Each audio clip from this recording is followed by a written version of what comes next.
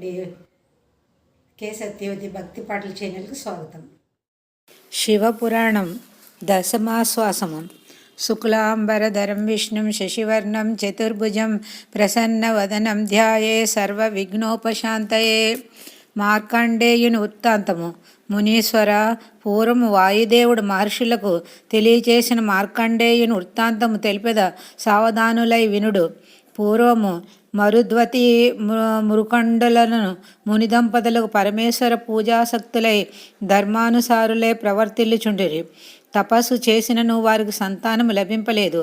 అయినప్పటికీ వారు దైవధ్యానమును సంతోషించుచుండిరి.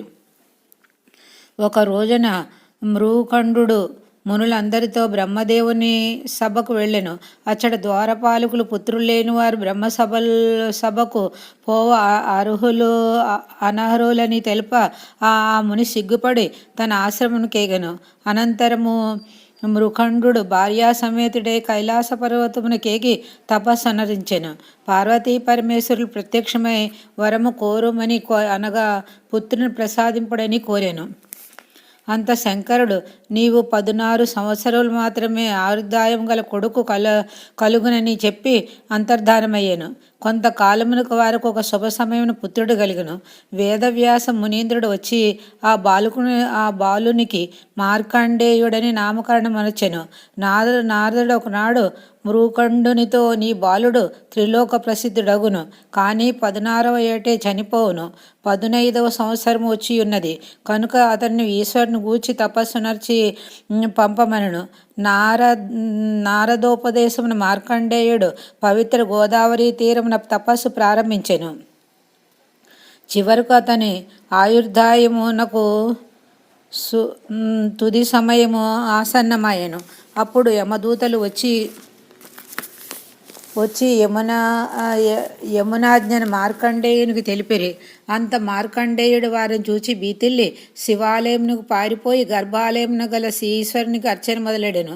వెంటనే కాలభైరవుడు ఆ యమదూతలను తరిమివేచెను. అంతటి యముడు తన తండ్రి యొక్క సూర్యుని నర్చించి మహిషవాహనుడై ఆయుధదారుడై మార్కండేయుని సమీపించెను. అప్పుడు మార్కండేయుడు శివపూజ ఎనర్చుచుండెను. అది చూచి యముడు, నీ కాలము పూర్తి అయినది, నీవిప్పుడు యమలోకమునకు రావలేను అనెను. అంతనతుడు తన పూజానంతరము రాగలనెను. యముడు ఊరుకొనక యమపాసం అతనిపై ప్రయోగించెను. దానికి భయపడిన మార్కండేయుడు శివలింగమును కౌగులించుకుని ఉండెను. మార్కండేయునికి శివలింగమునకు జుట్టుకొని ఉన్న తన పాసమును యముడు లాగెను.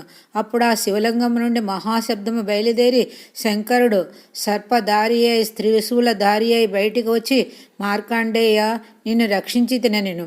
యమునితో శివుడు, నీవు గర్వితమతివై నన్ను కూడా పాసమును లాగితివని ఉగ్రుడై అతనిని ఎడమ కాలితో తన్నెను. యముడు క్రిందపడెను. యమదేవతలు భీతెల్లి పారిపోయేరి. మహోగ్రుడైన రుద్రుని విధాత విష్ణువు ఇంద్రాదులు శాంతింపచేయవలసినదిగా మార్కండేయుని ప్రార్థించిరి.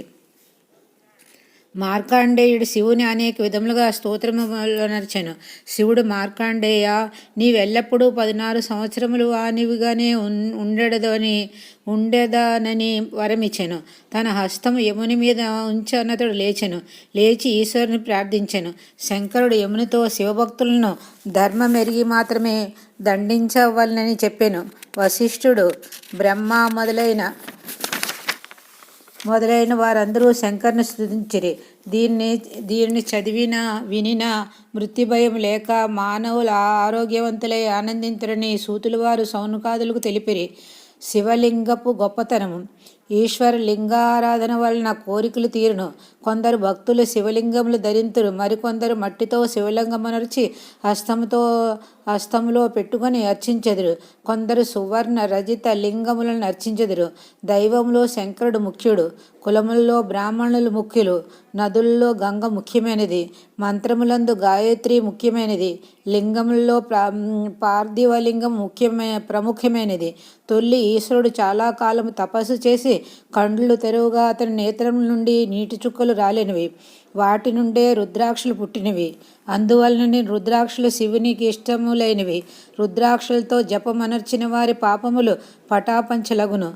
లింగార్చన వల్ల కోరికలన్నీ తీరును అని చెప్పగా మునులు శివపురాణ పఠనా ఫలితములు తెలియచెప్పుడని కోరగా సూతుల వారిట్లు చెప్పసాగిరి.